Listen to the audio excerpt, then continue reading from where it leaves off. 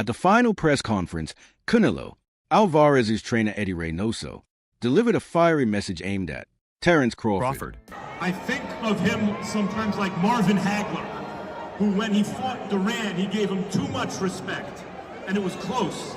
So when he fought Hearns, he thought, no, I'm going to go knock him out. What mentality do you want Canelo to have for this fight?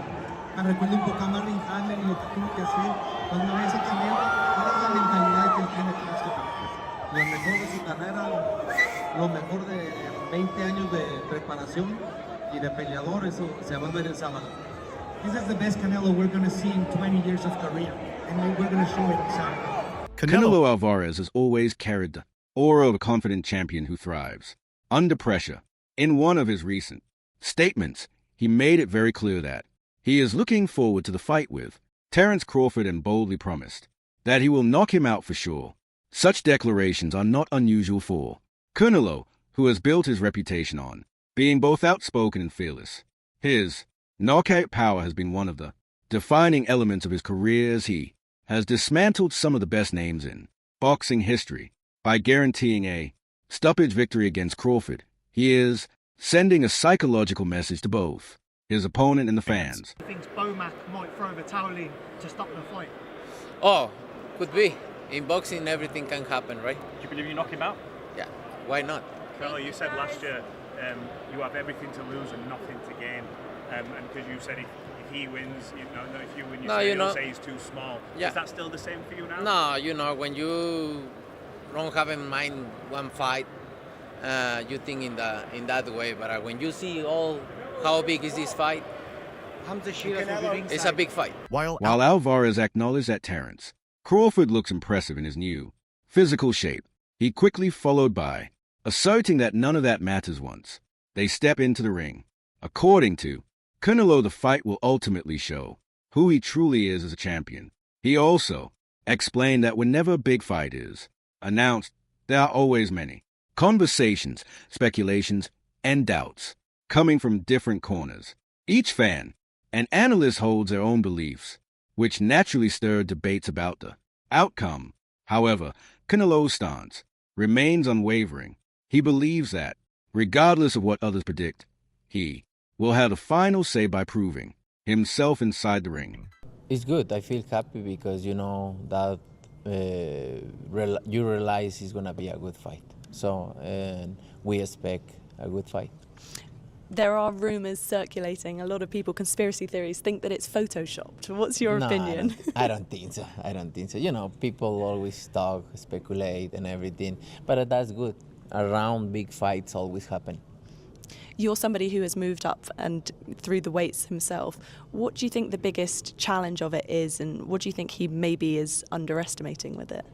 No, maybe they know, but if not, I'm going to remind them September 13, I can do a lot of things in the ring, and I'm going to put everything there. Veteran trainer Abel Sanchez expressed serious reservations about this matchup, pointing out that he does not want to see Canelo Alvarez fight Terence Crawford or anyone else in that division.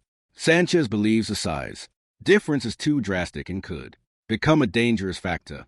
His perspective reflects the concern that Canelo, who has moved through multiple weight classes, might be stretching himself too far by taking on challenges that involve significant size disadvantages. From Sanchez's standpoint, such fights could compromise Canelo's longevity as a fighter and possibly place him in unnecessary danger. I don't want to see Terence fight Canelo, but I would love to see him fight anybody in that division, because even up to 154, because I think he's the cream of the crop. Well, why not Canelo? Is that just a little too much? It'd be like Canelo fighting the Charlo. He just, even though he's got a lot of talent, it's just not enough size. Former world champion Carl Froch noted that Crawford's current condition makes him appear both big and strong, which could become a problem for Canelo in the fight. Froch went further by reminding everyone that Canelo has not been invincible over the course of his career.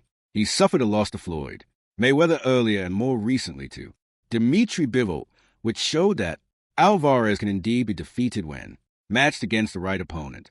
According to Frost, these setbacks are proof that Crawford's size and strength could place serious pressure on Canelo.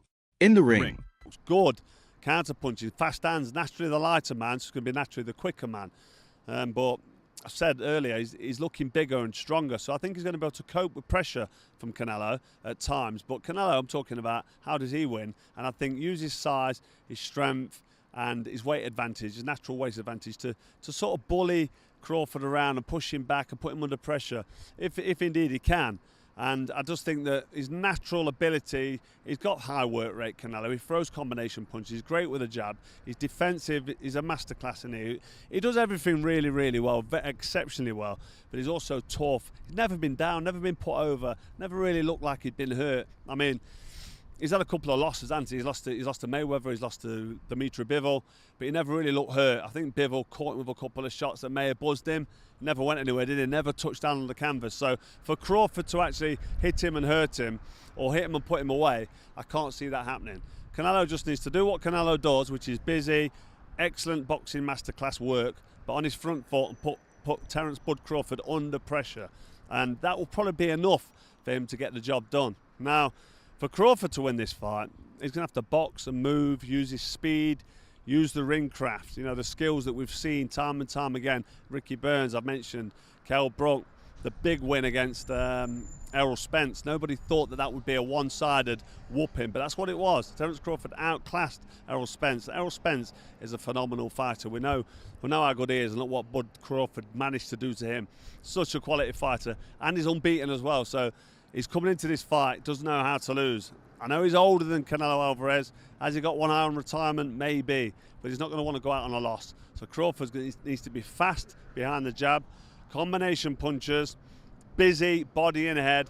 Fast leg work all the way around the ring. Use the ring. Use his speed. Make Canelo reach like Bivol did. Veteran broadcaster Jim Gray described this clash as one of the biggest fights that come along only once in a while. For Gray, the attraction lies in the fact that both Canelo and Crawford are regarded as two of the greatest fighters of their era. The matchup is incredibly difficult to predict because both fighters bring distinct advantages. Alvarez has a power and experience of numerous high-profile battles, while Crawford has a versatility, skill set, and unbeaten momentum that make him a dangerous opponent. Gray's comments highlight why this fight captures the imagination of fans. It is not a one-sided contest, but rather a meeting of two icons whose strengths could produce a classic.